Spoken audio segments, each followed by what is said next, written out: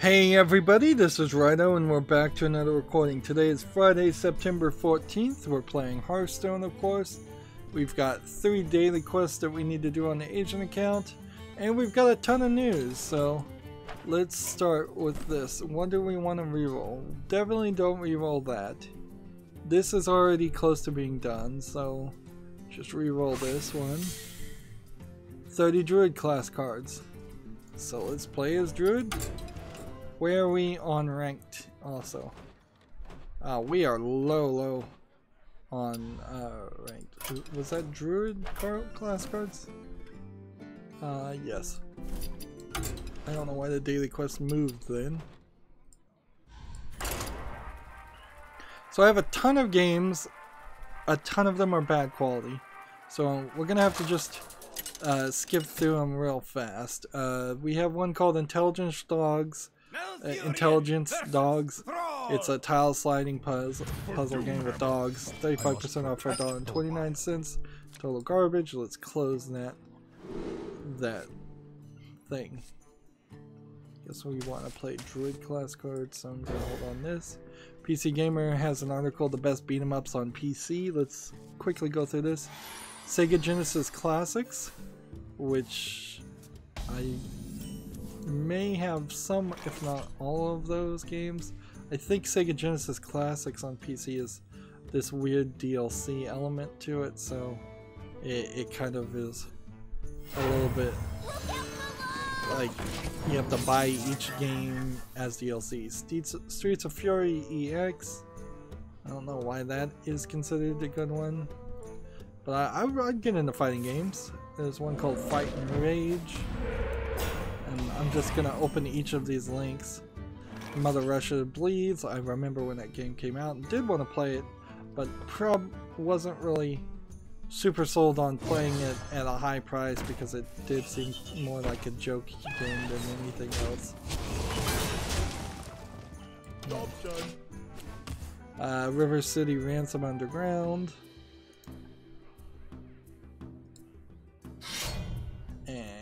Castle Crashers is a game I played on Xbox 360. I definitely want to play that and cover that at some point, although it would be a pretty long experience. Do that again.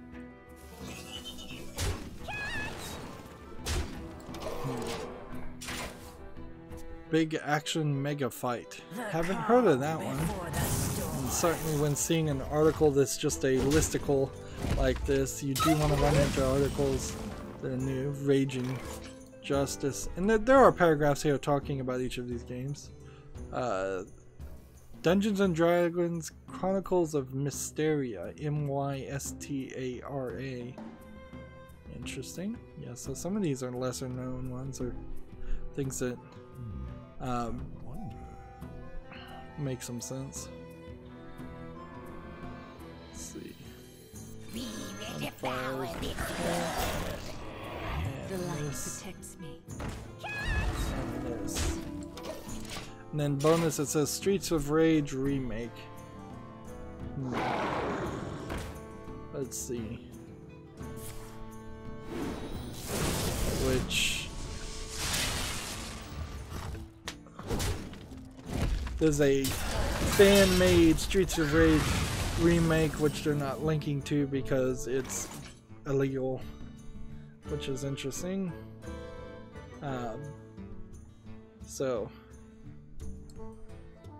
yeah, Sega Master Collection Mega Drive Classics games. Apparently it's like 50% off right now for $14.99, so that it is weird bundles, and I'm pretty sure I have some of those games, but it'd probably be easier for me to just buy them again, just to make sure I have everything.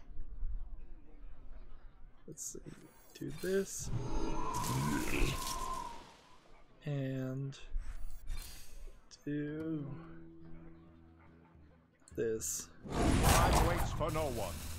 And then attack. And then return. I'm pretty sure the Sega Mega Drive and Genesis Classics are basically just an emulator running the ROMs. And even if it isn't, I think if you buy that, then you should feel no real problem with going and finding the ROM somewhere else for the same games, since you supported the video game industry. So that opened about 10 pages that are just all going to go directly to my wish list. Can I win here? Probably not.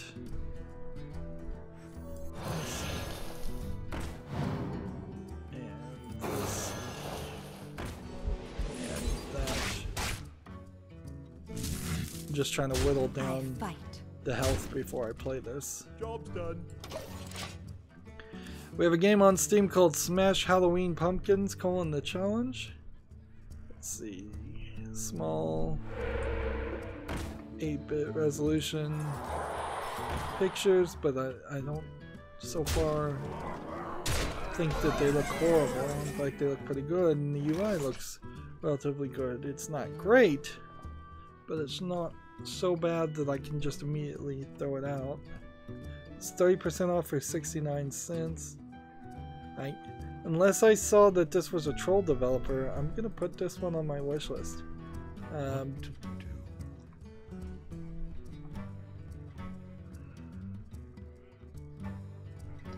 Yeah, they've developed some other games. None of them look amazingly good, but this looks like an early Windows 95 type PC game. What to do? Looks like they put some quality into it and some effort into it. I'd probably still skip it though. Like, sometimes I say I'm gonna put it on my wish list on a game, and then I look at it a second time, and then it doesn't make it to the wish list. I think this is definitely a game that would turn out like that, where I'd probably wishlist it and then very much kill it, take it off. But heck, if you want something that looks a little bit like Commander Keen, it's a platformer where you're shooting guns and you're shooting a bunch of pumpkin alien type creatures in a 2D side-scrolling platformer game. Smash Halloween Pumpkins: The Challenge doesn't look that bad, although the name is pretty bad. And I'm gonna, I guess, continue to point out bad names. People really need to think of better names, or just like one-word names. A lot of them don't even bother to give their characters like a title name. Like, think about Duke Nukem, for example. Duke Nukem, in a lot of ways, is not the greatest of Doom clone-esque games out there.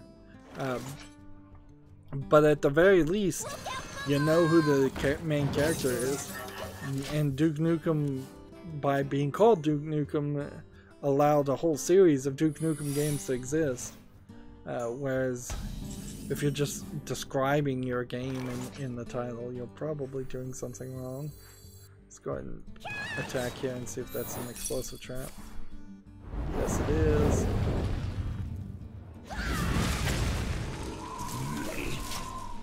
Game of Citrus, an article. IGDA collaborates with IEP to bring indie devs online resources. So the International Game Developers Association, the IGDA, and the Interactive Entertainment Professionals, the IEP, have announced a new initiative today to help indie developers improve commercial viability through online learning programs. What kind of learning programs are those, and would that be easy and accessible for small-time, first-time video game developers, people out there who want to be video game developers but don't know how to program? Are these really going to be programming classes, or are these going to be other kinds of classes like advertising classes or management classes, things that very well may not be super useful, particularly if you're not working with anybody else? There is a pretty big split there between whether or not you're a developer who's a solo developer or whether you're a team of 5 or 10. Oh, here's the final paragraph. Maybe I should read that. The program includes a series of free online learning videos and AMA-style webinars set to launch toward the end of 2018, covering topics including financial fundamentals, working with contracts, business continuity planning, and managing brand and reputation. So it really isn't programming. So you're going to have to get programming down, and I think you probably need to get that down first, because if you're just looking for a way to make some money and your idea is to make a video game company, you shouldn't be in the video game industry. We don't need people who don't have passion to actually make a good, passionate project. But then again, a lot of people certainly would benefit from these types of webinars. Of course, I do feel like there's a lot of corporate stuff that just happens almost in any career, where you end up sitting through webinars and you're not really getting a lot. I've personally gone through like classes and speeches, and it's really just a bunch of garbage. It's not useful or helpful as much as they would try to claim otherwise. Are we ready for that? No. Let's see, can we kill, save this, and then do this, and then give everything +1/+1. What a bother.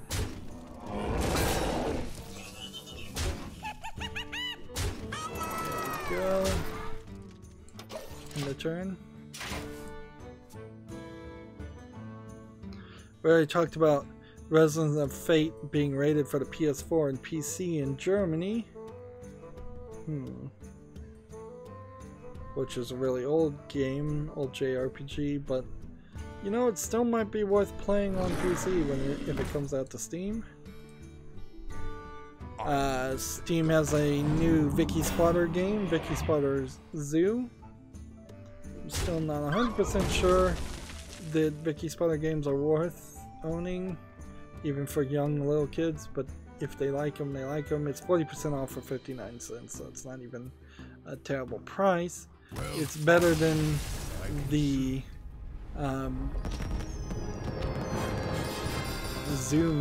Microsoft Zoo game that they put out on Steam. What was that called? Zoo Manager.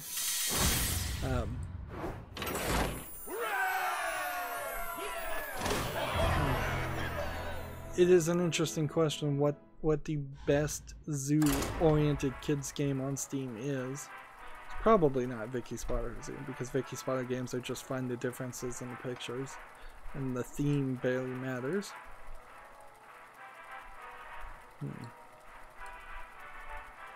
Gamasutra has an article, Why Some Devs Partner with Investment Funds Over Publishers. There's a quote here, there are a lot of new game ideas that popped up during the extended production period of The Last Guardian, and we really wanted to take our time to explore them on our own and at our own pace. This is Fumito Ueda explores his studio's partnerships with Kowloon Knights, Kowloon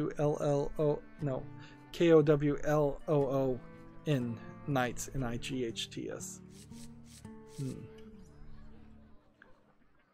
Just keep on playing. This was originally a Polygon article. I kind of hate that I keep getting Kotaku and Polygon articles through Gamasutra, but that is the video game industry in a nutshell. Is this ridiculous circle jerk of Speak your peace. just echoing what some other site says, whether you trust their credibility or not, and you really shouldn't in some cases. So yeah, this looks like a short article. I could certainly see reasons why you would want to partner with investment funds instead of publishers. One of the main things is that you're not running into publishers with their own ideas or perhaps knowledge of the industry that you disagree with, or opinions of the industry that you disagree with. I kind of look at it from the concept that if you're going for an investment fund, you've probably already been rejected by every publisher that you tried to talk to, and publishers these days tend not to offer much or tend not to want to publish a game if it's not within a certain stereotypical type of game. So you can go to somebody like Gearbox Publishing and then they won't really do anything for you, or Digital Devolver, who won't really do too much for you, or you can try and go with somebody like Nintendo or like EA, Ubisoft, Sega, Sony, those publishers that are going to actually give you some money in investments, find the right time slot, send out press releases, and really help you. If you don't think you need any of that help, if you don't think your publishers are offering you a good deal or going to do anything that you need, then it certainly does make sense to try and get investment firms to just invest instead. Speak your peace. Let's go ahead and kill that.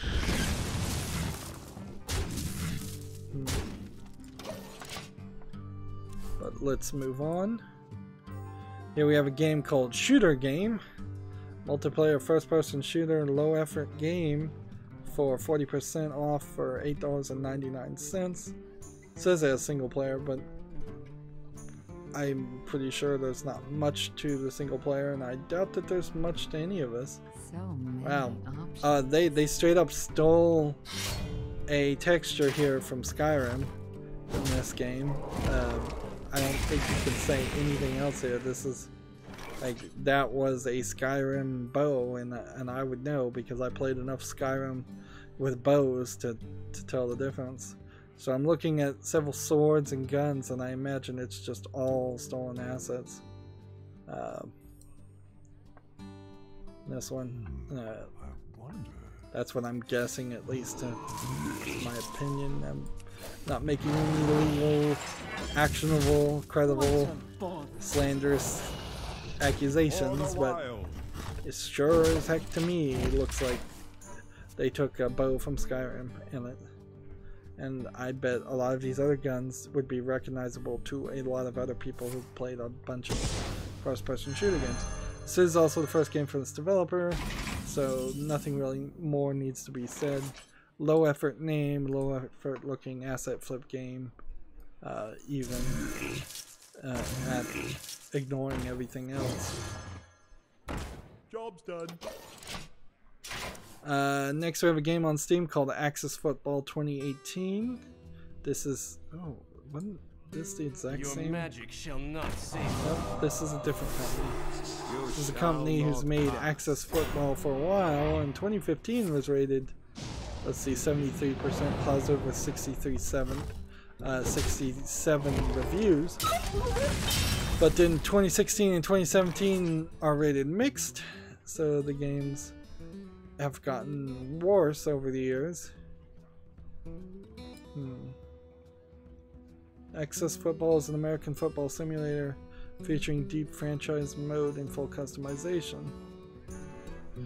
Graphics I'm looking at actually don't look terrible. I mean, this almost certainly isn't going to compete against Madden or any game like that, but let's see. I should have played that first. Will devour all.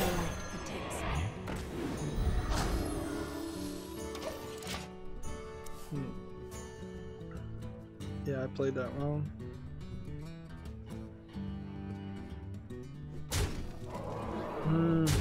I don't know.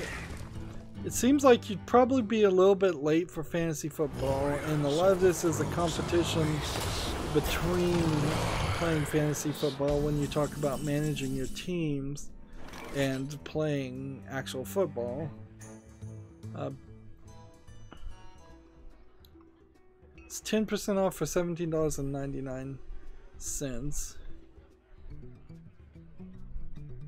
And let's see.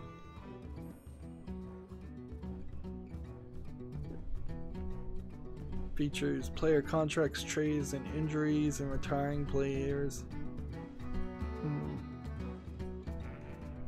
Well, the thing here, I guess for me, is one must be true to themselves and realize that I would never play an American football game. It's not realistic that that would ever happen. Do this. Do this. 2, 4, 6.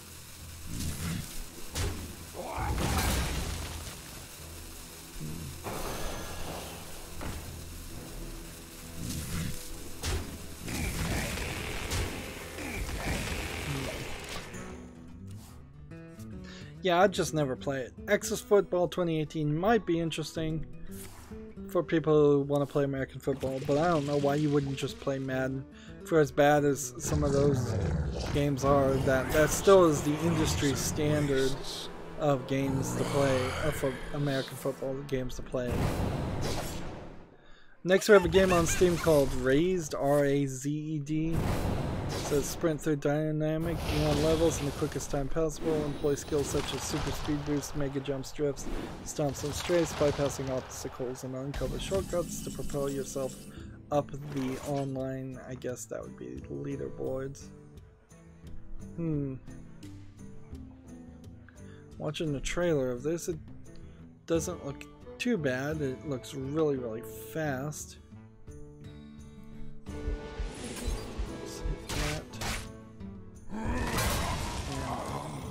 Speak your peace.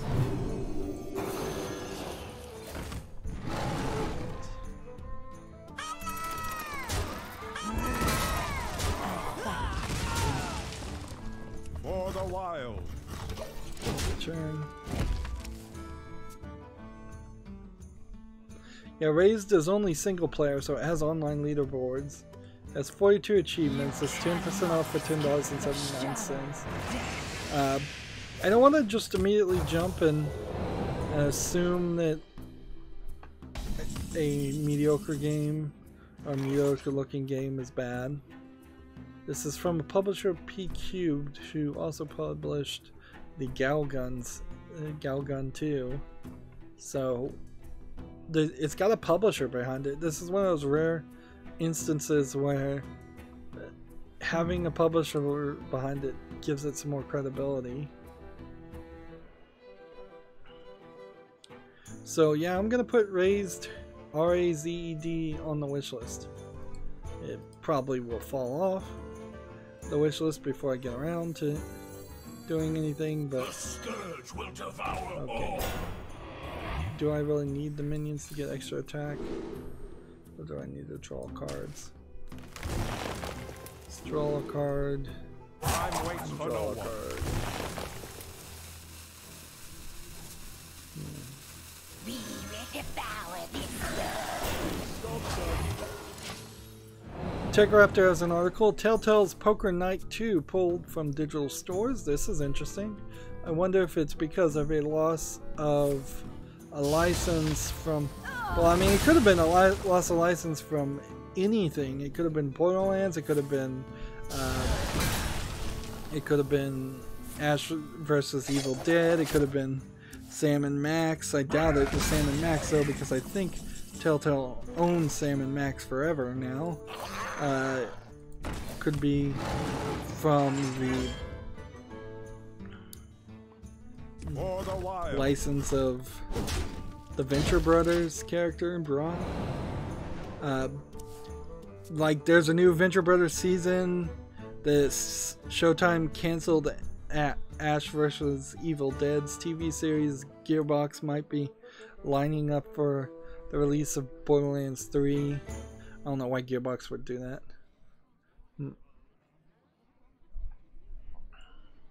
Death's shadow. Let's see. According to a support article on the developer's official website, it's been pulled. Maybe I'll have to read that. Now, I own that game on Steam, so I guess I can play it forever. But okay, there's a paragraph here that says, unfortunately, the use of IP from other games necessitates a license agreement, and license agreements have a tendency to expire.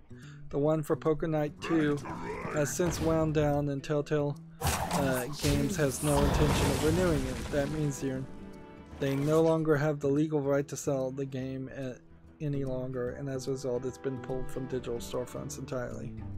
If you already happen to own the game on Steam, iOS, Xbox 360, or PS3, you're still able to download it in the future. As with any other purchase product, Telltale warns that Apple, in particular, may have issues with listing the game and will store it to your account at their discretions. So, yeah, if you ever needed a warning not to do your gaming on an Apple product, there you go. At the moment, the game is still purchasable at Amazon and the Microsoft Store for $4.99, and on the PlayStation Store for $9.99. Though it's not knowing how much more that will last. The first Poker Night at the inventory is still available for purchase on Steam. So yeah, it just seems like all of the licenses probably had the exact same date, which is weird. I don't know. Telltale just didn't even care enough to probably begin negotiating to renew the license. But that also might be a good thing, because the Telltale that made Poker Night at the Inventory 2 is certainly not the Telltale that's been making the Walking Dead style games for the past 5 years or so. So this might very well just be a case of them moving forward and not looking back. Of course, that's pretty much all Telltale's games, though.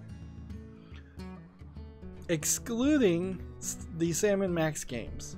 As soon as The Walking Dead Season 1 came out, which is a license, I'm pretty sure every single game they've made has been a license. And frankly, even before then, they were doing the Back to the Future game and the Jurassic Park game. Walking Dead's a license, certainly. The Wolf Among Us is a license. Batman's a license. Minecraft is a license. They don't have any characters that they don't license. So if they're saying they're not going to keep their games licensed and sellable, then they kind of have no catalog of games. Like, they really won't, because they'll just constantly lose the licenses. Imagine what's going to happen in a few more years when The Walking Dead is no longer making them any money, and then the entire 4+ seasons of Walking Dead games that are just not available for purchase. What do you think of Telltale then? There probably aren't any games worth playing under the Telltale banner at that point. Moving on, Gamasutra has an article. Take-Two CEO. U.S. government needs to take a stand on China's game trade. There's a quote here. Our government actually does need to take a position with regard to our trade with China, because we have completely odd and equal situation. By the way, the other backdrop is China has been stealing our intellectual property for a really long time. Those things just have to change. In a weird way, almost everybody agrees with that sentiment, but nobody wants to agree with the way the current US-China trade war is heating up or being implemented, and I'm not sure anybody really agrees on how it's going to, how you would fix that.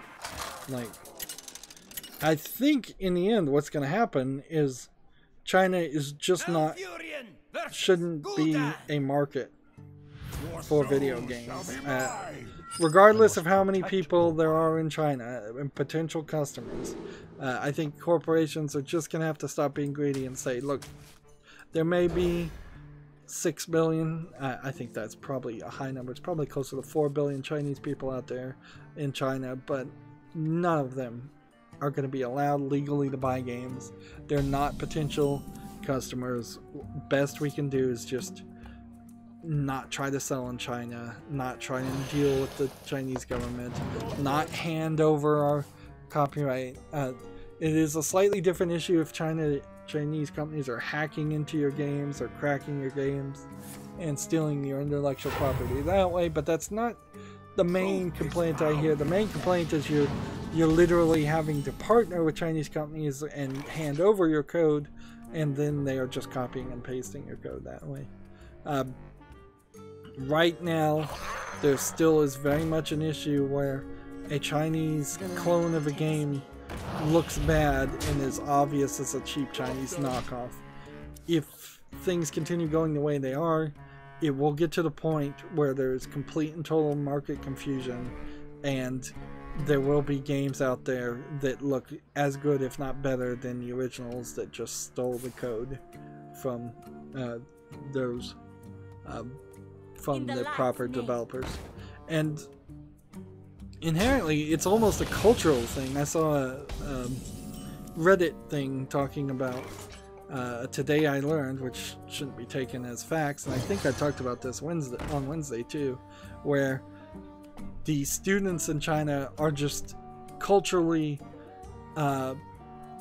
expect that they deserve the ability to cheat on tests. So like there's just a lack of doing things honestly as part of a cultural moral basis in China, and that's saying a lot. Certainly there's a bunch of different Chinese people, so it's hard to generalize anything, but if that's just how their culture is developed, which is kind of true for a lot of the products they deliver, is to cheat and find advantages and not play fairly, then maybe we just need not to do business with them. And I don't know how you do that and what kind of political outcome turns out because of that, but yeah, it's a big problem. Moving on, TechRaptor has an article, Battle Hell's Minions and Diablo 3 Eternal Collection on the Nintendo Switch on November 2nd. I'm not sure that a release date has come out for the Diablo 3 on the Switch, so we now know it's November 2nd. I still can definitely see the idea of having a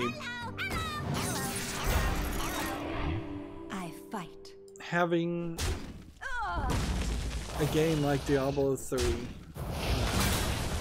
on Steam. Well, no, on the Switch, and thus making it portable. That does sound like an intriguing offer. I don't think I ever finished Diablo 3 or even started it. Maybe I didn't even start it. Yeah, I think I started it, but I don't think I finished the game. I think I just got bored with it and left. I was playing it on the Xbox 360. It maybe now has been tweaked and patched a little bit, but yeah. I think I may have jumped directly from like Diablo 3 to Torchwood, or may have played Torchwood right before Diablo 3, and there just was not enough hours in my life to play such similar loot-based games. Alright, so more of the floodgates are open on Steam. We have a game on Steam called Mutual Secret. It is tagged indie casual sexual content. Mutual Secret follows the story of Emika, E-M-I-C-A, A just young, diverse mother of 2 twins, Chloe and Tiana. Every year on St. Valentine's, she finds a new Valentine from an anon in her bag. This time she wants to find out who this stranger is.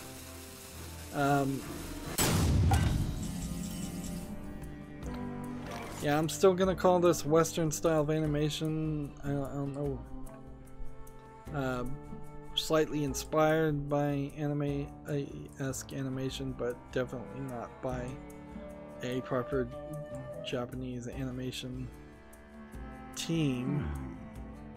Let's see what languages this is in. English only, 100 Steam achievements, 30% off for 69 cents.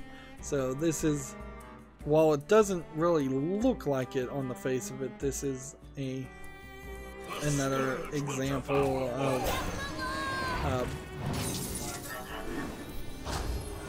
like the low effort styles of games.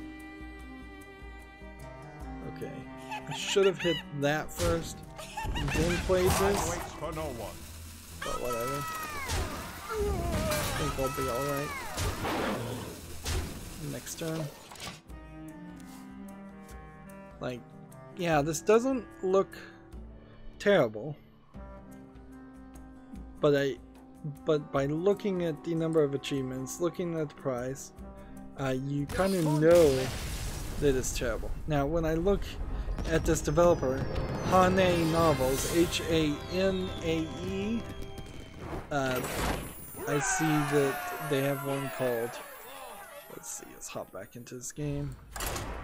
Dad's Coworker, that's mixed, if you know what I mean. That's mixed. Love Games, Stepsisters Episode 1, Stepsisters Episode 2, which, by the way, Episode 1 and Episode 2 came out 4 days apart.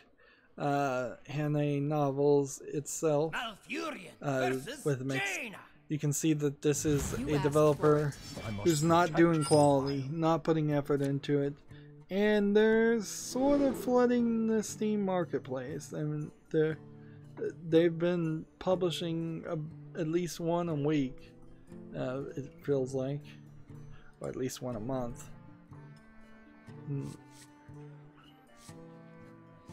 Let's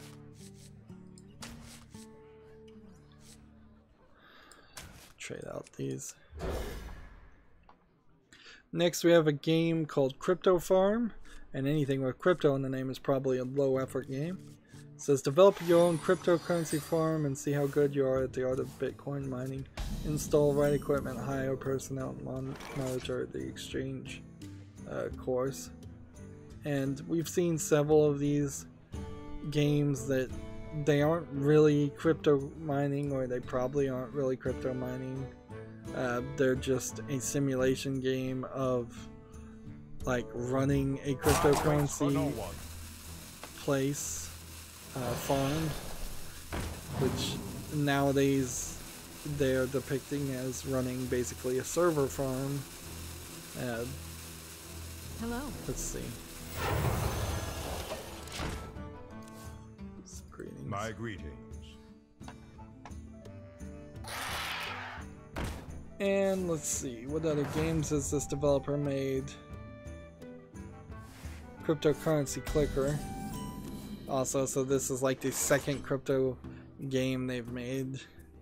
So no interest in that game. Close that tab. Next we have a game called Green Dungeon. G-R-E-E-N-G. 2D Dungeon.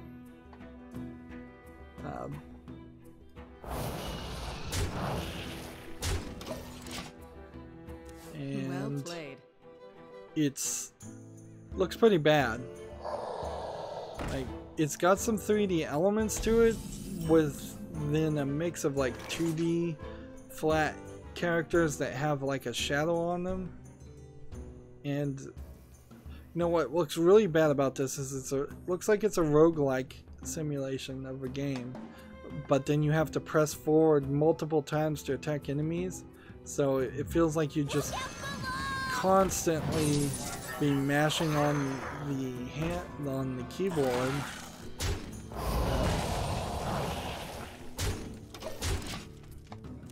And there's a lot of green, and I kind of wonder if the green indicates anything or not.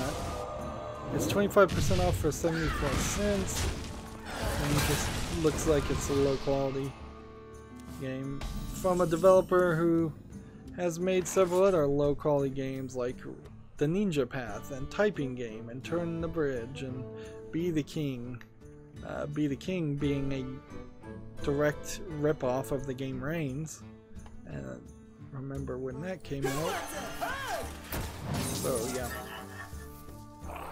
As far as Steam saying they don't want straight up trolls on Steam, there's still quite a few that I would classify as straight up trolls. But maybe they're not straight up trolls. Maybe they're just trolls. And maybe they've drawn a line where they're saying, yeah, we'll let the trolls on, but we won't let the straight up trolls on. Or maybe there is more of an internal vector there where they say, as long as you're not causing us any trouble, we won't kick you off of Steam. Again, only people like me, only people that are looking at every single game that comes on Steam will probably ever see most of these things. So any little whines or complaints I make about there being too many bad games on Steam, it's not particularly a realistic complaint, because I'm the only person, or very few people like me, who are going to ever experience the experience I'm having. Next we have a game on Steam called Infinite Road, which again the name is not very well thought out. This is interesting. There's a character that seems like he's always walking forward, and you're spinning a rod-like road to 4 different places, and if you there are little columns, and you have to spin the road so that the columns aren't in the character's way, and the road behind him wherever he walks falls off. I wonder. But also this feels a lot like a cell phone game. Let's see. We will devour this. Can't do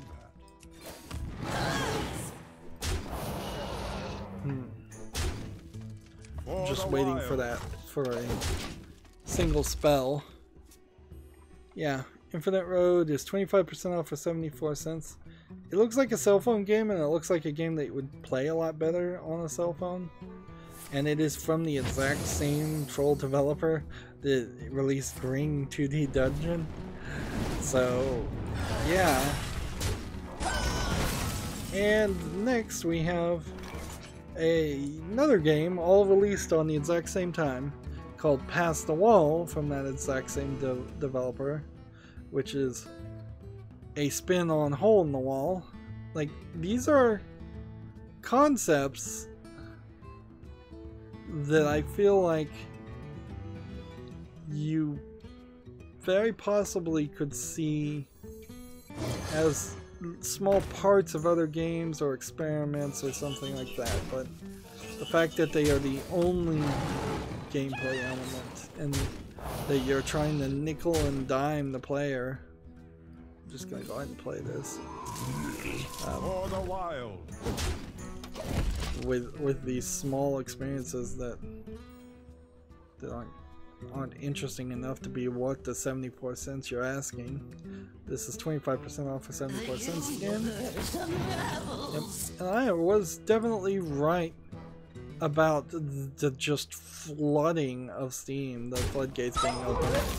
I thought a lot more of them would be sex games, but honestly there weren't that many. It's just bad quality games. Okay, if I do this, I should be fine. Do this. And then we do that. Let's see, this would do more damage by doing that than anything else. There, we've got a victory. So we're working our way up to the rank. But notice it is like the 14th, so it takes the middle of the month before all the good players finally make it up in rank, so you're only really just playing with the bad players. And that's certainly not the best of experiences. I don't know how Hearthstone's going to fix that. I don't know how Activision Blizzard is going to fix a lot of things. As I pivot to this PC Gamer article, World of Warcraft players are sick of how shitty Battle for Azeroth gear system is. That was a direct quote. Why everything about Battle for Azeroth's new gear system feels like a step back from Legion. I've heard several articles and complaints about Battle for Azeroth. It seems like it is not going well for them. I know that there is also some way that you seem to be able to get something in Hearthstone, some gold for Hearthstone, if you do something related to Battle for Azeroth in World of Warcraft. Doesn't mean I would have to make a World of Warcraft account and log in, because if I have to do that, I probably will pass. It's not worth my effort. Speak your peace. This article goes on. I have heard some people are having slight fun with the new upgrade to World of Warcraft, and it's been a long time, so people I think are just having fun getting back into World of Warcraft.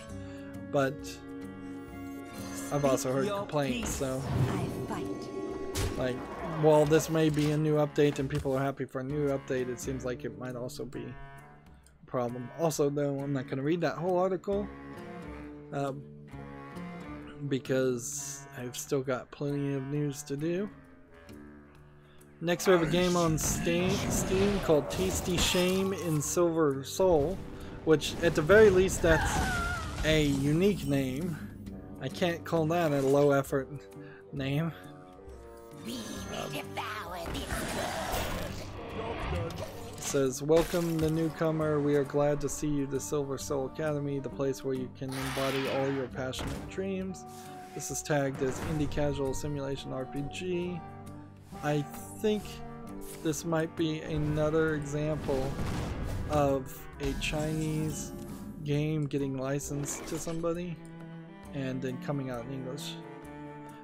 The animation style looks slightly better, and on a slightly better scale of Western animation, Western looking animation.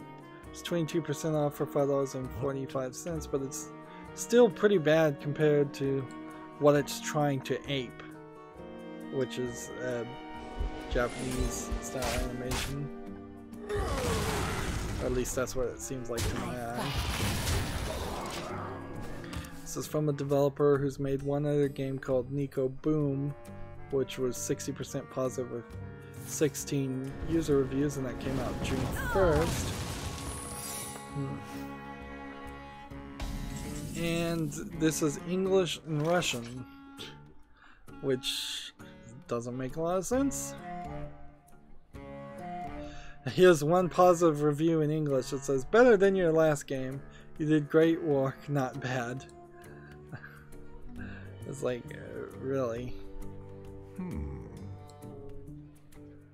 And the other one, I believe, is in Russian.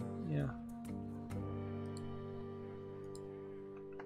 So maybe the Russian floodgates have opened too. Should have played this first. The scourge will devour all. Next we have a game that is completely in Russian. It looks like it's a full motion video VR game of some sort. I can't tell you anything about it though. The light protects me. Nothing here is written in English. The light. Oh, it's actually Ukrainian, not Russian, so apologies there.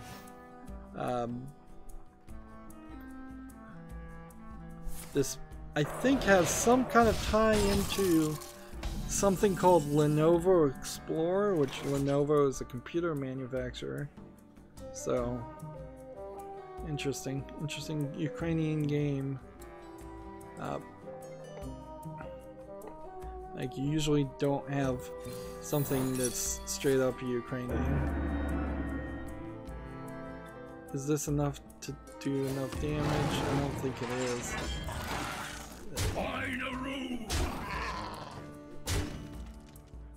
For the wild.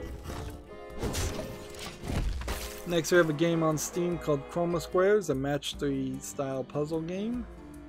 It seems like it's some sort of spin on 2048. Maybe. Maybe not exactly 2048. It's more like just matching 3 of a color and clearing a square. It still looks very much like a one-screen Unity game though. $4.99, 20 achievements. That's way too expensive for its simplistic graphics and gameplay. First game from this developer. No surprise there. Moving on. Let's kill that. For the wild. End the turn. Next we have a game called Smogpunk. Let me see if it's in English. English and simplified Chinese. Smogpunk. Looks like a pretty smoggy game. Top-down twin-stick shooter. It looks like you're fighting a constant horde that's chasing after you. And through some smog. I wouldn't be surprised if the smog is just hiding the fact that the graphics don't look that good. They don't look horrible, but you are looking at everything for just a layer of smog. Smogpunk is 20% off for $11.99. I don't think it's worth anybody's time though, because you're just going to be looking at this ugly visuals to do a top-down twin-stick shooter, which you could be doing that a lot, playing a lot better top-down twin-stick shooters like Smash TV, for example. Gematsu has an article. Dies Irae, which is spelled D-I-E-S space I-R-A-E Amantes, that's spelled A-M-A-N-T-E-S space A-M-E-N-T-E-S for Switch, delayed to October 18th in Japan. Additional time required to fix bugs. What kind of game is this though? Says it's a visual novel. Wow, that's saying something quite unique that you would need to fix bugs in your visual novel game.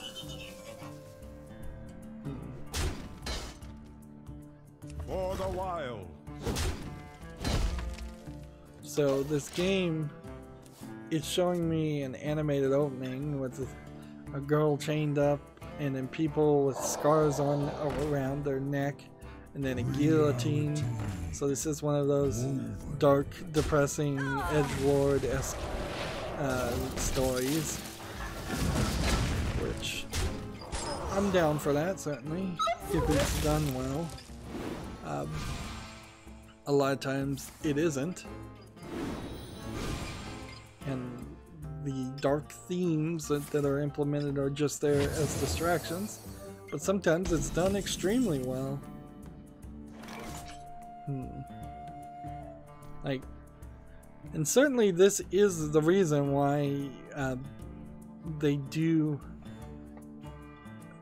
these animated like openings to visual novels, is because you can convince people to play your game when they really probably wouldn't enjoy playing the game just from the flashy visuals that you're not actually going to see in the gameplay. Seems like in this game you're fighting some group that looks vaguely like Nazis, and they have red armbands with a symbol of sorts, but not a swastika. Take heart. The Earth Mother is near. Yeah, this entire thing was just an animated intro, opening movie, that's what they call it.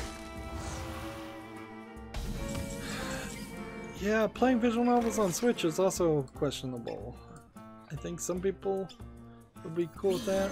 I'm about to lose because of where I am, so.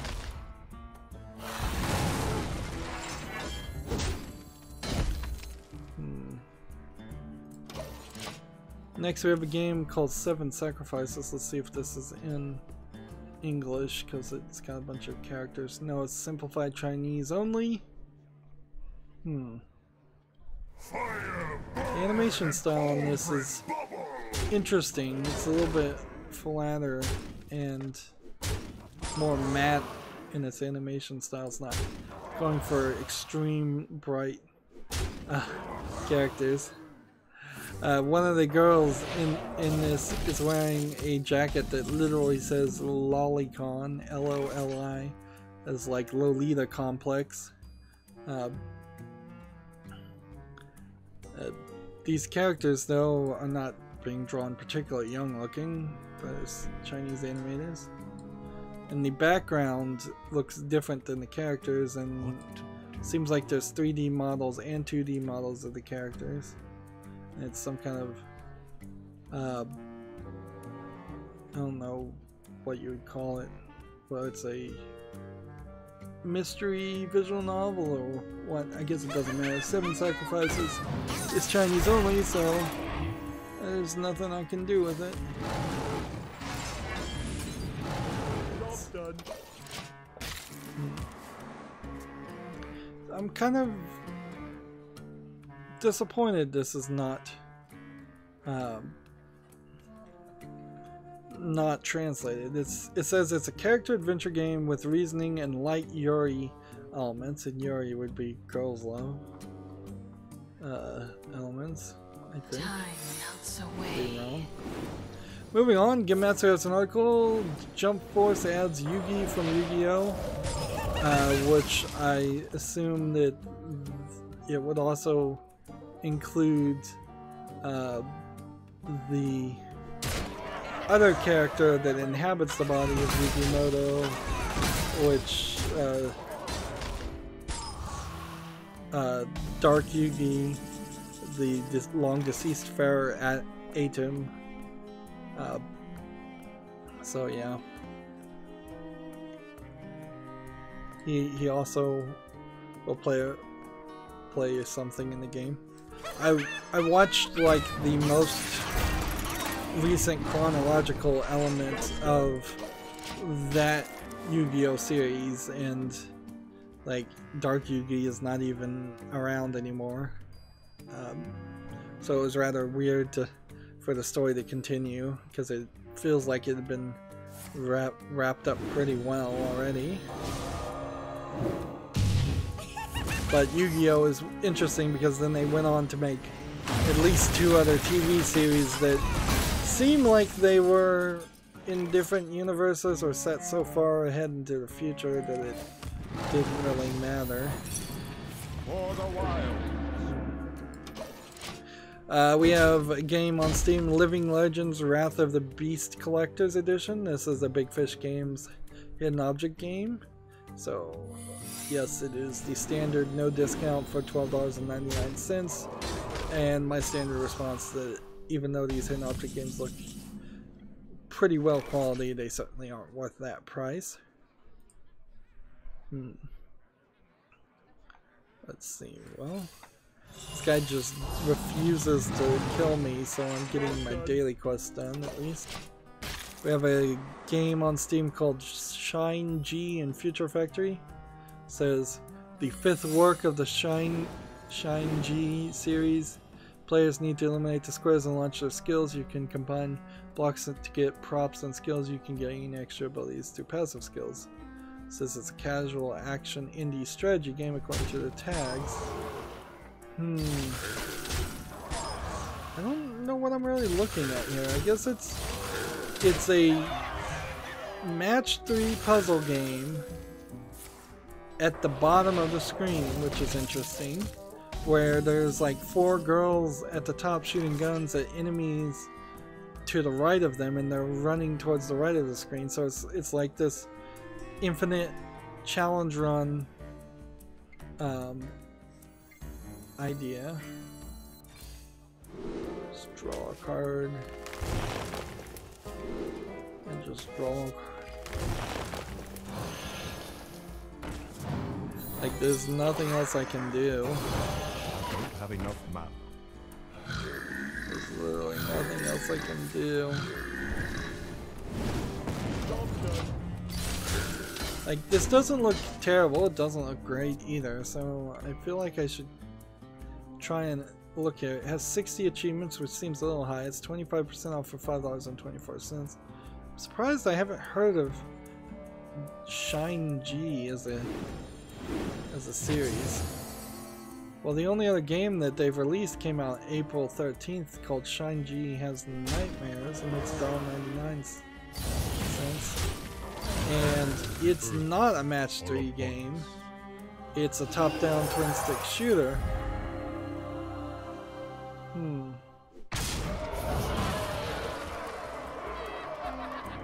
So the first 3 games of the Shine G series seem to either not have been developed by this same developer, but each game in the series seems to be slightly different. So it feels almost like a Mighty Switch Force game. There's an entire bundle.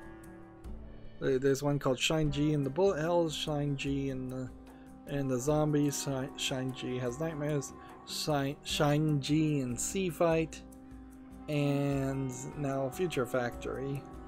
What? And it seems just to be like this collection of anime-esque characters, but they don't look that interesting, honestly. Like it really isn't like you're even zoomed in on the characters enough for that to matter.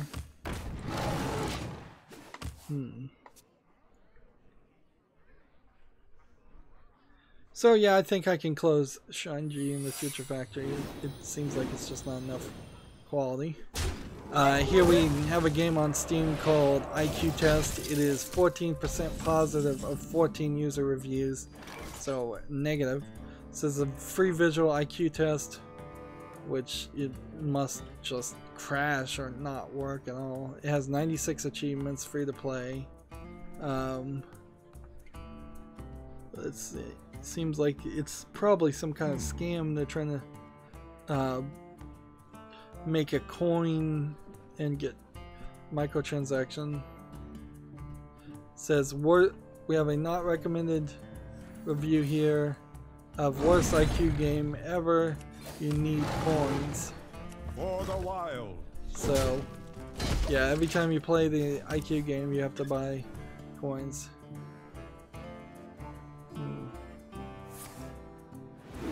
So you run into a paywall. Science overwhelming. Will not give you any info until you pay them. Avoid at all costs. Here's one. Despite the creator's assurance that every player will get a free coin, there was no free coin. So I wasted 10 minutes doing the IQ test that I can't get a result on without paying. Do not recommend. Alright. Sounds like a scam to me.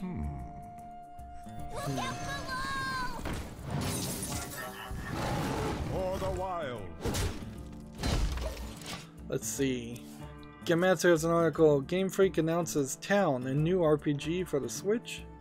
Which is interesting. Game Freak is the Pokemon developer, so they're maybe trying to branch out away from Pokemon games, and the working title of this game is Town. Interesting, certainly, as Pokemon is going to the Let's Go Pokemon and Let's Go Eevee route, to maybe Game Freak is not 100% certain that a bunch of the fans will continue to buy Pokemon games. Let's see. So this is part of the Nintendo Direct. You're playing as this fiery red-headed fantasy character. You're running around. You're talking to some really nicely animated other characters. You're fighting some characters, some monsters every now and then. I'm just skipping through this trailer. Yeah, town looks interesting. I'll be very interested when it actually comes out. Let's see, Gamatsu has an article of Assassin's Creed Odyssey cloud version announced for the Switch. A Japan-only cloud-based version of the game. It'll launch alongside the PS4, Xbox One, and PC versions of the game on October 5th in Japan. A Western release was not announced. I'm a little surprised that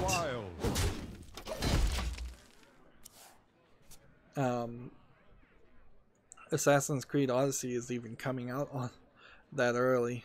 I still feel like they should delay that a year. And even if they've got nothing to do whatsoever, if the game is completely finished, I think giving it 6 months to a year of a delay just to separate it from Assassin's Creed Origins seems like a smart idea. Like, even if they're ahead of schedule with the next Assassin's Creed series, like just build some effort in, take some. What am I trying to say here? I'm trying to say, like, just have it set so that you have more of a buffer, and maybe 5 to 10 years down the road even, you can take an extra year off and say, well, we're still on schedule. We're going to release a new Assassin's Creed game every 2 years. And just stick to that very consistently. Like, getting back to an annual schedule release time is not good. Gamatsu has an article, Billion Road announced for the Switch, a Japan set Sugoroku game, S-U-G-O-R-O-K-U. I don't know what that is. It seems like it might be a Mario Party style game. To translate that in English. Yeah. Let's see. Sugoroku, literally double six, refers to 2 different forms of Japanese border games. Interesting. Yeah, which is similar to Snakes and Ladders. One is similar to backgammon, one is similar to Snakes and Ladders. I think they've probably expanded that definition from Wikipedia's definition to include things that are similar to Mario Party, and I guess Mario Party kind of is like Snakes and Ladders. Yeah. Gamatsu has an article, New Super Mario Bros. U Deluxe announcement for the Switch. Includes New Super Mario Bros. U and New Super Luigi U. They'll launch on January 11th. All of this is just Nintendo Direct stuff, so I think we can burn through this pretty quickly. A Capcom beat-em-up bundle announced for the PS4, Xbox One, Switch, and PC. It includes 7 side-scrolling beat-em-ups. Let's see, Final Fight, Captain Commando, The King of Dragons, Knights of the Round, and Warriors of Fate, and Armored Warriors and Battle Circuit. Armored Warriors and Battle Circuit, it's the first time they've ever been on consoles. For the wild. About to die. I'm out of But at least I got to play all my cards. So, interesting there. So this is coming to the PC. Yeah, I don't know how much time it would really take to play a beat-em-up game, honestly. Can you, in the form of playing it on PC and having infinite continues, potentially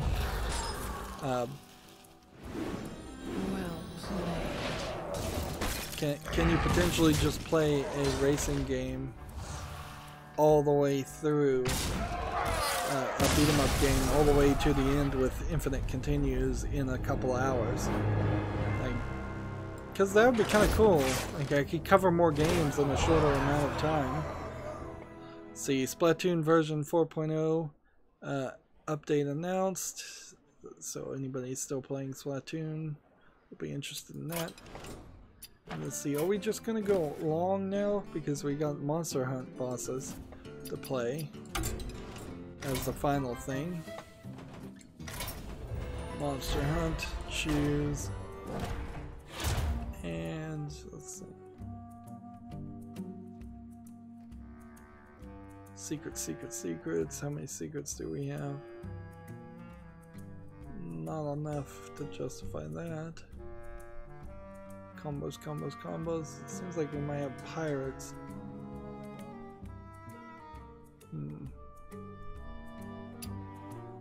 Yeah, take this one and just move forward.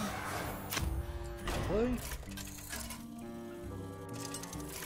Still have a bunch of news, so I'm gonna see if I can maybe skip over some games. Let's see, Mario and Luigi Bowser's Inside Story and Bowser Jr.'s Journey launches December 27th in Japan, January 11th in North America, January 25th in Europe. So they're combining two of those Mario and Luigi RPG games, not the original series of the RPG games, but Bowser's Inside Story and Bowser Jr.'s Journey. Let's see. We have a game on Steam called Black Clover Quartet Nights. This may be a multiplayer only game. Well, it's an online multiplayer, but it says it's single player. It says take part in 4-on-4 team battles and cast an array of magic spells. This is rated positive with 90% of 21 user reviews. It came out the 13th. It's published by Bandai Namco, and I think Black Clover is an anime. Fantasy anime. It says action anime multiplayer. Looks really good. And if this is more of an action game and less of an RPG game, that might be cool. In fact, this might really be nothing but a fighting game. Yeah, I'm trying to get a handle on what this experience is. Is this a 5-hour storyline based fighting game? Is this a... I have to make sure too that if I don't do this right, I'll sit here and the rope will never happen because I'm playing Monster Hunt.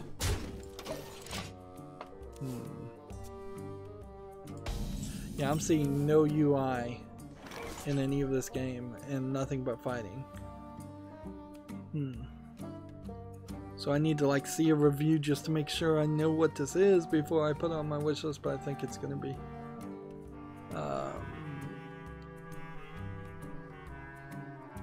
the game also includes the original story not depicted in the currently airing Black Clover anime series, which I wouldn't say that the Black Clover anime series is the hottest of hot things ever, but it's pretty good. I think it's pretty popular. Let's see.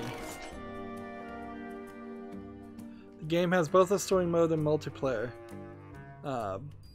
If you're a fan of the anime games and similar to Dragon Ball Xenoverse, Naruto, the Boruto's, Shinobi Striker, I fully recommend this game. So yeah, it is just a fighting game. Which, okay, yeah. When you get to anime tie-in fighting games, there is an element there of things being a little bit different.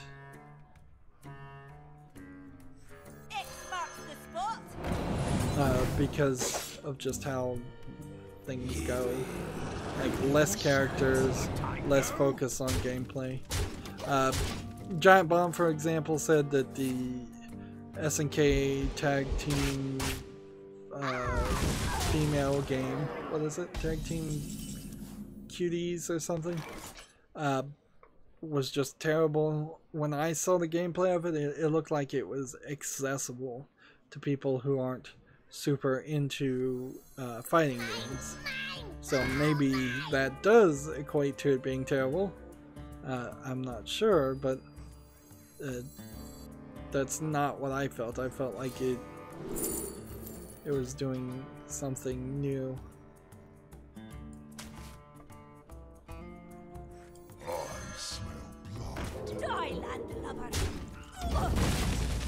see, we have a game called Time. Time is a musical experience designed for virtual reality where geometry and materials react to audio using 3D audio, 3D sounds to increase the immersiveness.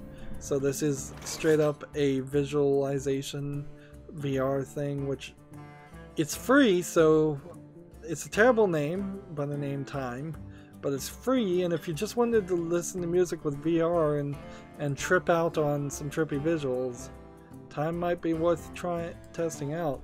In fact, it honestly might be one of the best things you can do for VR is just having a visualization for music. First kill. Right. GameIndustry.biz has an article. Twitch hires a new head of diversity and inclusivity. Streaming giant also adds a CFO and Chief Human Resources Officer. So I imagine, since Amazon bought Twitch, that much like how YouTube kind of had to step in and make some changes around, Google stepped in and made some changes around YouTube, and that's why people like the old YouTube better than the current one. First kill. I suspect that Amazon is now adding the people that needed to be at Twitch from day one, but Twitch being a small startup, like, they just didn't have that. And honestly, the light has left this place.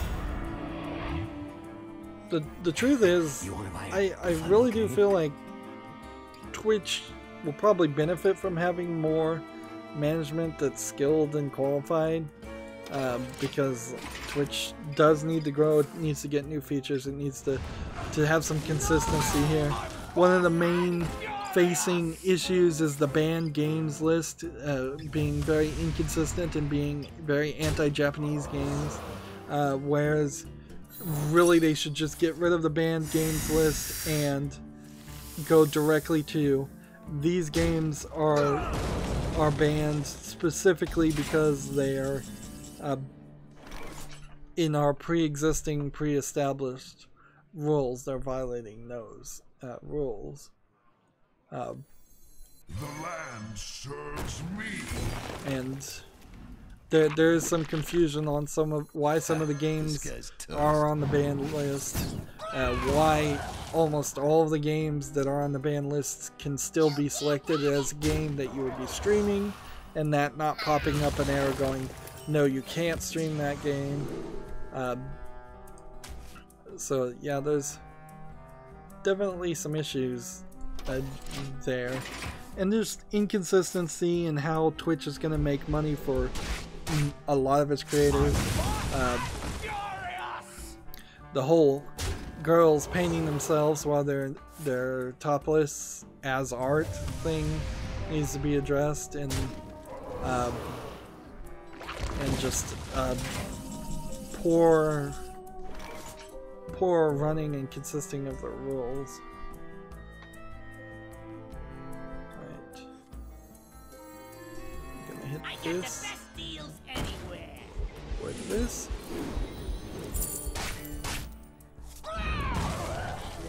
And then hit that with that. Hit that with that.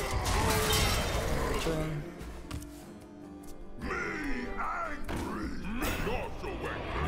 Katrina Jones is the diversity and inclusion. She joins from Vimeo, where she held a similar role, and she created the company's diversity strategy to disrupt bias and foster a more inclusive workplace, end quote.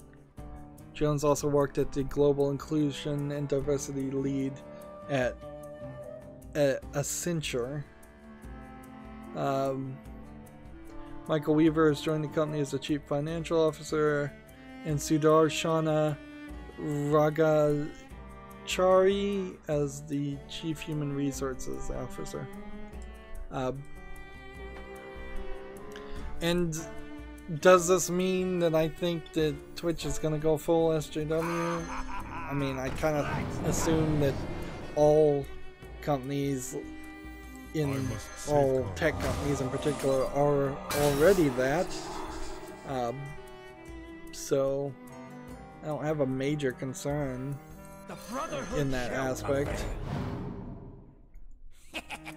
Time to play. Let's see. Feel my wrath. Job's done. So we'll just wait and see. Gamma Sutra has an article. Telecom's giant Sky, as in Sky TV, forms a new mobile studio with the Walking Dead producer. I assume Sky is part of Sky TV in the UK, I don't have many cards left. which I don't fully understand how TV works in the UK, What a nice soup. but it seems kind of weird. Seems like some of it is very much based on Got my revenge. Feel my wrath. like some of the content on in the UK is Nature's wrath. BBC based on the television license, and some of it seems to be more like premium HBO stuff that I'm not really sure how all of it works. So eventually I guess Sky or Skybound Games, is that the new name of it?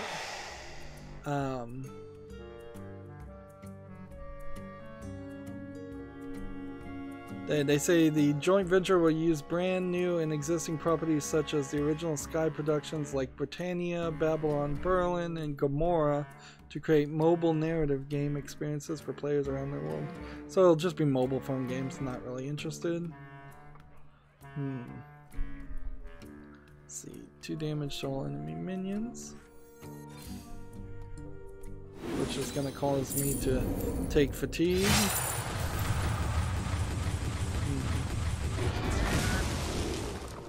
And take this.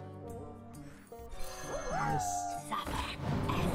not sure I'm gonna survive this. Time to play. Go. Feel nature's wrath.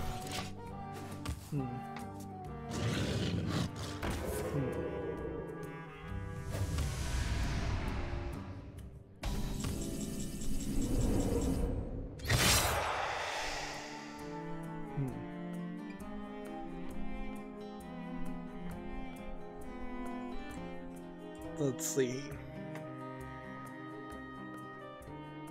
+5/+5 and taunt. Seems like this would be easy enough to do here. No! Oh, I barely survived that. 1 health. I should have just attacked. PC Gamer has an article. Wolfenstein 3 is absolutely being made. Bethesda's Pete Hines confirms that a full-on Wolfenstein sequel separate from Youngblood is in the works. I don't think there was really any question there, other than, like, even if it wasn't a Wolfenstein 3 direct game, it would have been some Wolfenstein main game. Let's see. Let's take this one and continue playing. I was once one of yours. Now he is mine. Yeah, we don't need to talk about this article because there's nothing new there. Tess versus Ivan. Ivan, you're coming with me. Get on my Interesting, there's a article from the Fairmont News, which is says FSHS student creates video game company, Fire Games, FYRE space games. So this high school student has made a video game company, which, like, nowadays, what is that really but $100 on Steam to fill out some forms, the doing business as forms or whatever's required in your local vicinity, and just list a couple games on Steam, as long as you can program. Let's see. He's made a game called Into the Unknown and a game called Welcome to the Dreamscape, which I don't think... I may have seen both of those games, and they both probably weren't amazingly interesting. I'll never But tell. interesting that that's where high school kids can go these days. Let's see. What did that just say on this trailer? I'm looking at a trailer for a game called Chiaro and the Elixir of Life. Oh, somebody quoted it as being reminiscent of Studio Ghibli. I'm looking. So Chiaro is C-H-I-A-R-O. It's a VR game, adventure fantasy. You want to buy a game. funnel cake? A tango? It looks relatively well animated, maybe a little low resolution. Seems like it goes places. I kind of question if this is more than a slightly interactive movie where you just walk forward. You need VR. It's $29.99.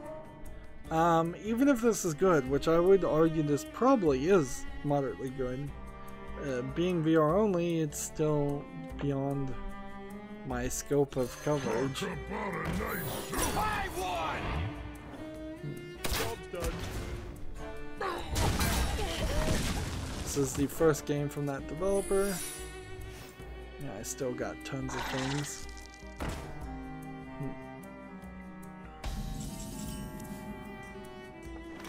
Guess we'll talk about that later. We've got a game called Money Master on Steam. It looks like garbage. English simplified and traditional Chinese, $2.99. Yeah. Looks just terrible, like a Monopoly clone. Yeah, it's straight up a just stolen concept of Monopoly.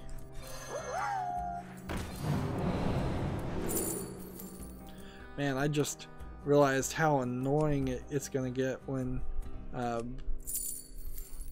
like some of the African countries that and other countries around the world just in general start having enough of an economy that they can have video game developers start stealing the ideas. It'll just be like China all over the world stealing ideas left and right. Next we have a game called Railroad Tracks. Looks probably like a troll game. Terrible MS Paint graphics with what look like real world photos at points too as backgrounds.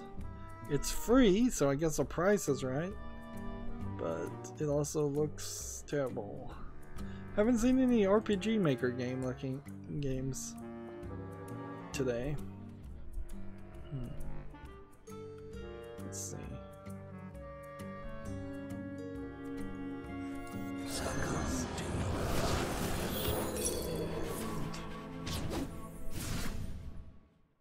Let's get a card.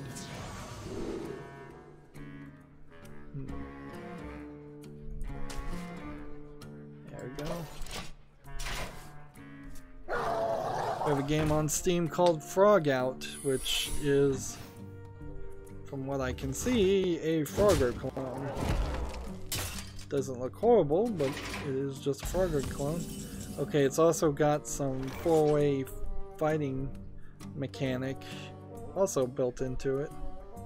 So it's Frogger and a very simplistic Smash Brothers where you're playing as frogs. It requires a controller to play. It's 10% off for $7.19.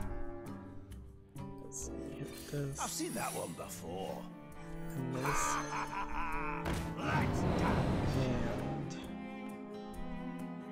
can we do anything else? The Let's do Brotherhood this. shall prevail.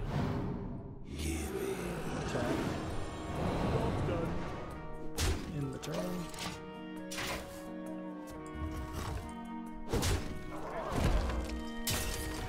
PC Gamer has an article. Here's the trailer for Tencent's Battle Royale with snowboards coming to Steam next week.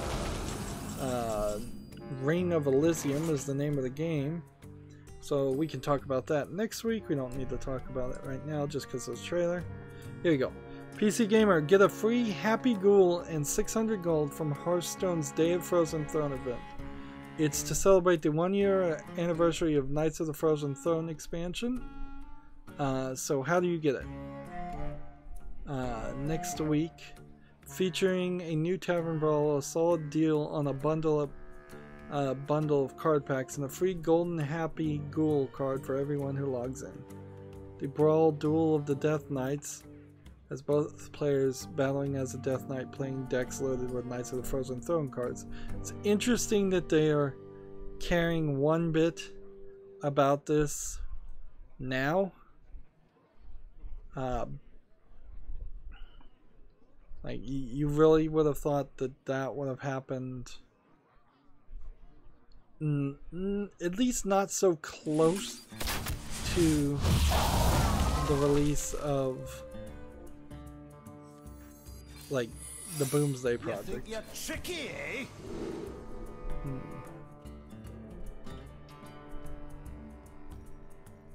Let's see.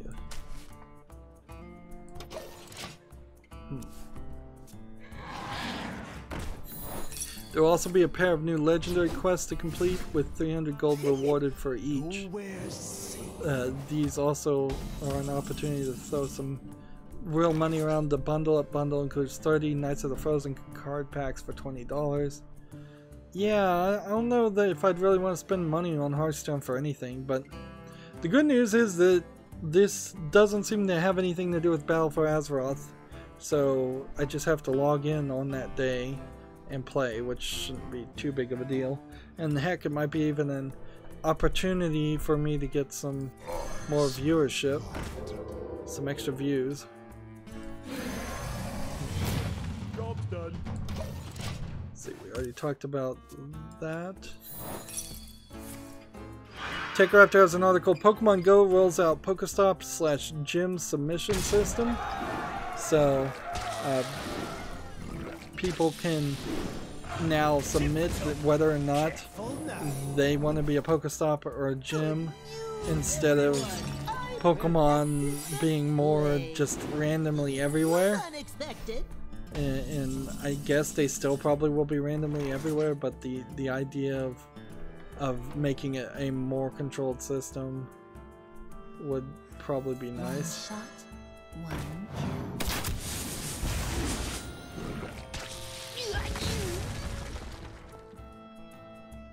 Let's see.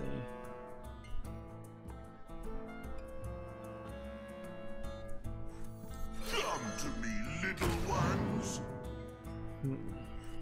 To complete that game. So this guy's just playing every secret possible.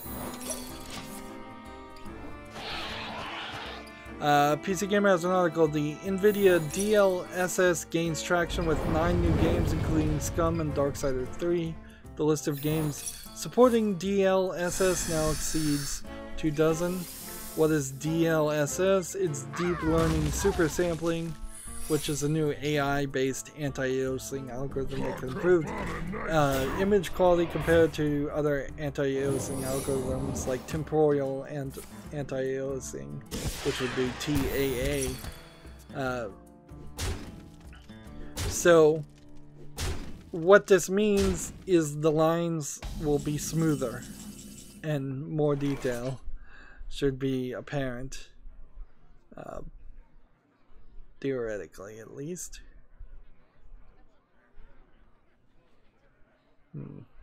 I just want to see how this plays, so I'm gonna play this.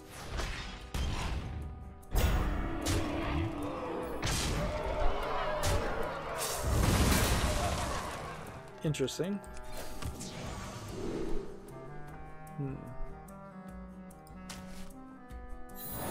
Job's done.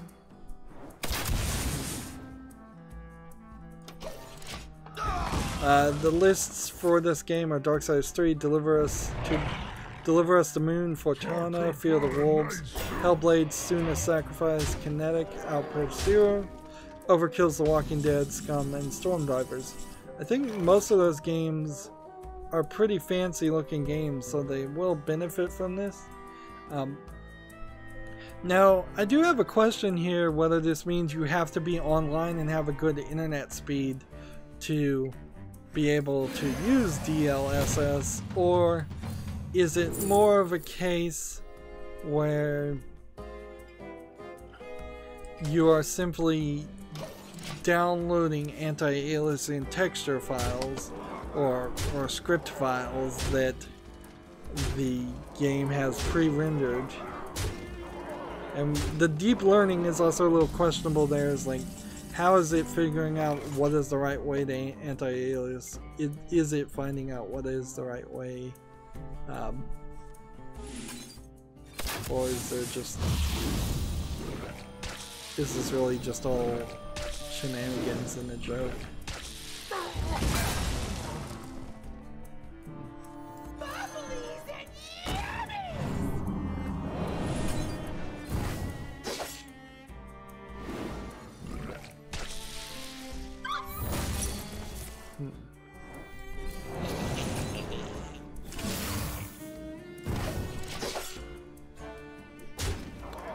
Skip that game, we'll talk about that on Monday. Skip that game, we'll talk about that on Monday.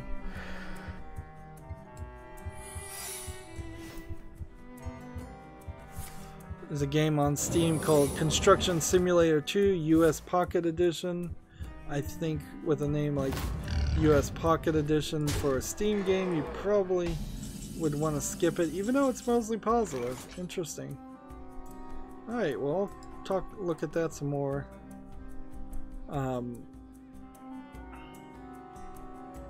Later.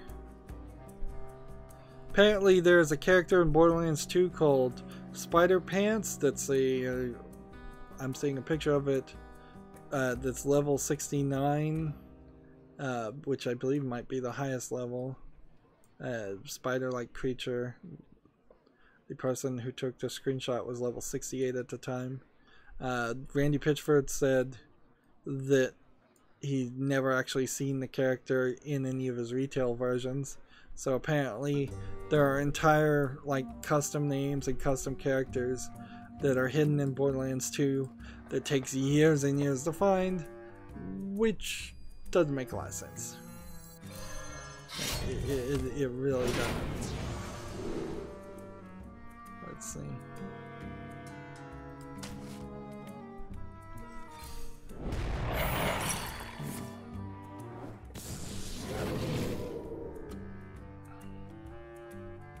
Yeah, there's no way to win here.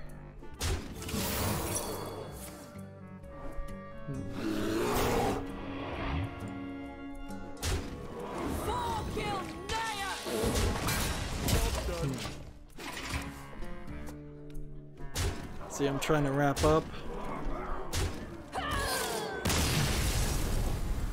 Gematsu has an article, Omega Labyrinth Life teaser website launched, which is interesting because I'm pretty sure that Omega Labyrinth must be related to that game that was banned in the UK called Omega Labyrinth Z. Like, you just wouldn't have the same name of a game that quickly between each other. Man, and we're just going really long in this recording, so apologies for that.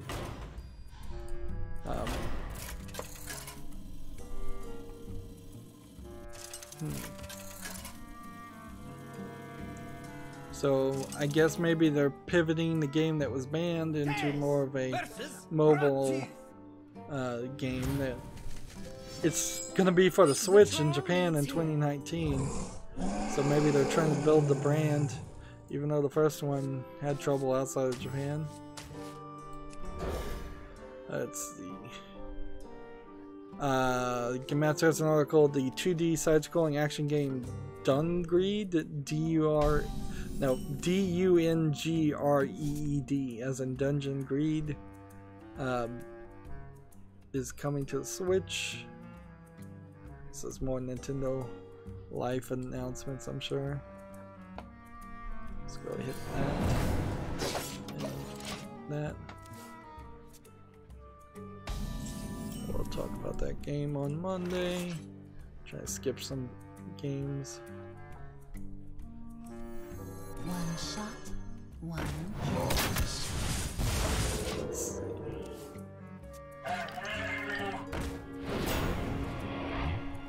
Here we have a game on Steam called Meta Normal, a supernatural RPG bullet hell visual novel hybrid where you decide if the world deserves to be saved. And I don't think so. I think this is a troll game. The graphics actually look better than what you'd normally see, but yeah, this is just a joke game. If not a troll game, a joke game. It's free, so I guess the price is right, but I don't think Meta Normal makes any sense. Let's play this. First kill.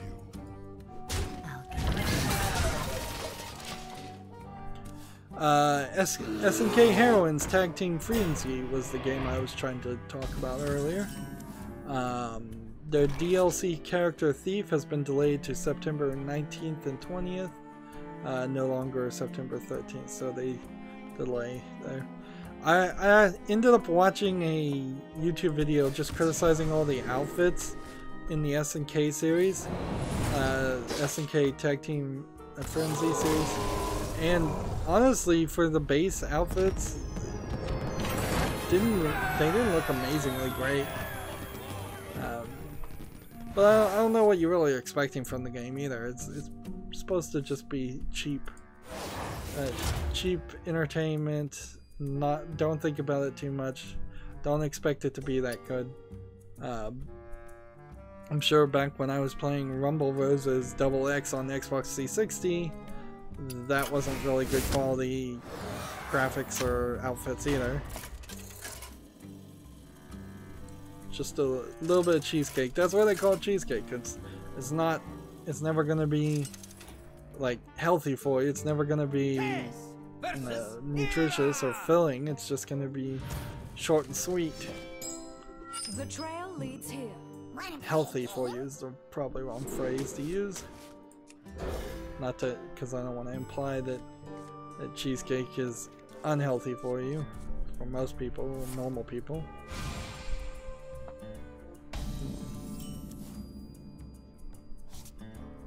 I have a game, V-Robot, VR Giant Robots Destruction Simulator.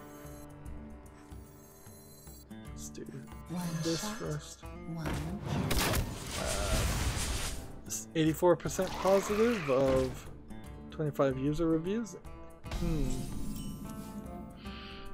This does run into the same problem as a lot of VR games where you're just standing in place and picking up things and throwing things, but at least in this instance you're picking up buildings and throwing buildings.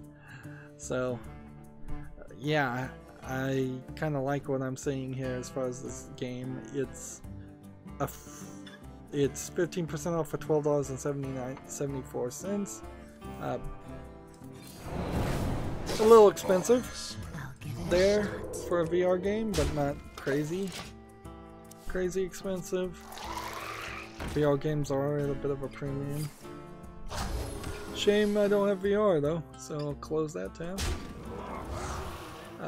PC Gamer has an article, The 15-Year Evolution of Steam, and then it scrolls down and shows a bunch of versions and improvements of Steam each year, which I'm not sure that it really has changed too much other than just slight tiny little changes.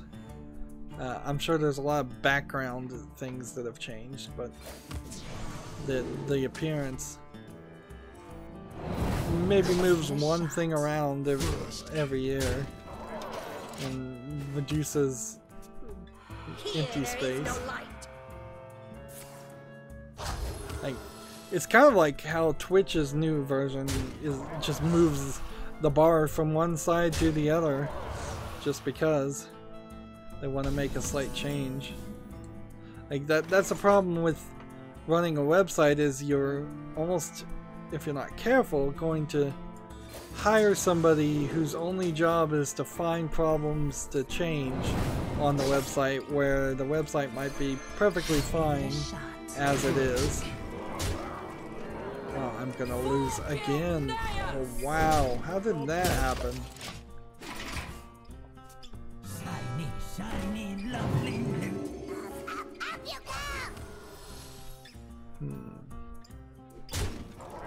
I'm just trying to burn through every single thing.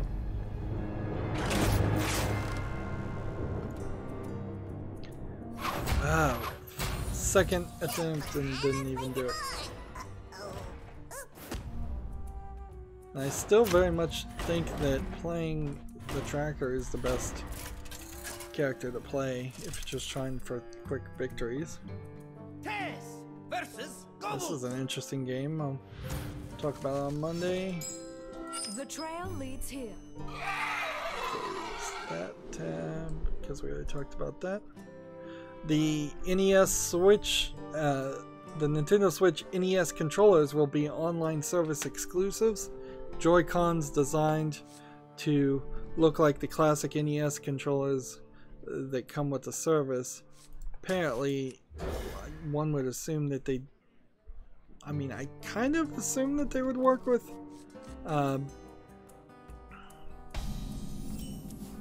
let's see. The NES controller is designed for use with NES, Nintendo Switch online games. Compatibility with other games is not guaranteed. I also am kind of wondering if these Joy-Cons that are designed to look like the NES might have the buttons in slightly different place. When I saw a picture of them, they kind of look like they moved the buttons lower. So I remember on the NES controller originally that it had a tendency to have the buttons right in the middle of the square block, and that very possibly may have not been the best place to have them. Let me see if I can reload the page and actually see any images. And none of the images want to load. I wonder if my ad blocker is getting overzealous. This is the first time I've tried to look at all these things.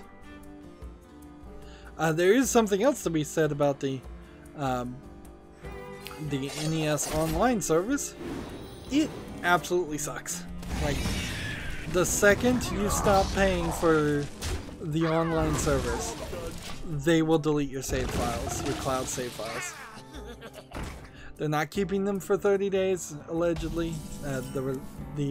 The way it's phrased in the service is, yeah, they're just, as soon as you stop paying that $20 a year, they are going to delete your cloud saves, which is really, really bad. You lapse for one day, your cloud save files are not there. One would hope that your regular save files are still safe, but you really don't know.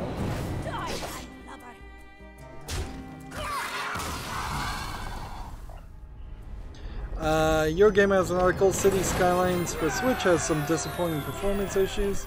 I'm not really surprised there. I would imagine it's kind of hard to even play City Skylines on the Switch. Let's close that. And let's come back here. We'll just listen to this music for a second while I try to desperately see if there's anything else that really needs to be talked about.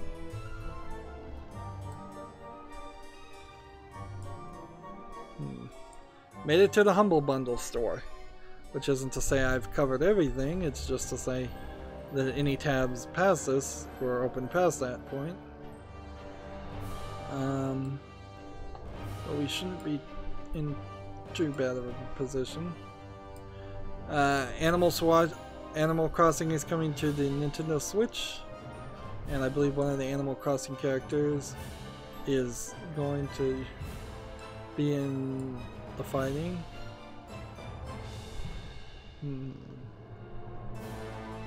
Let's see.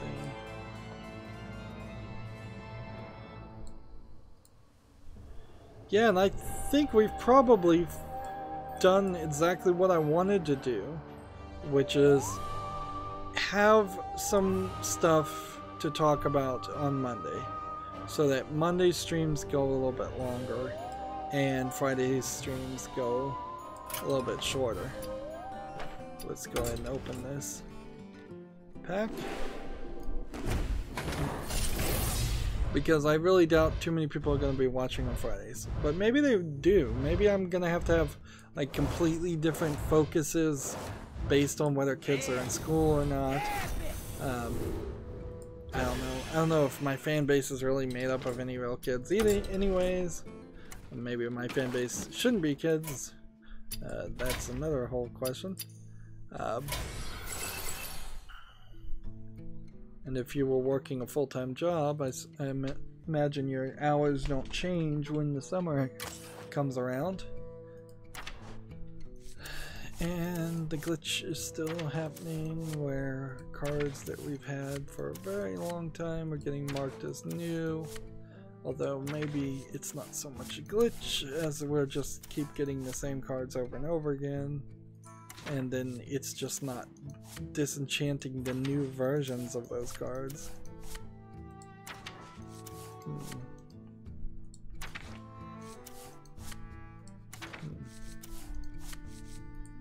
There we go.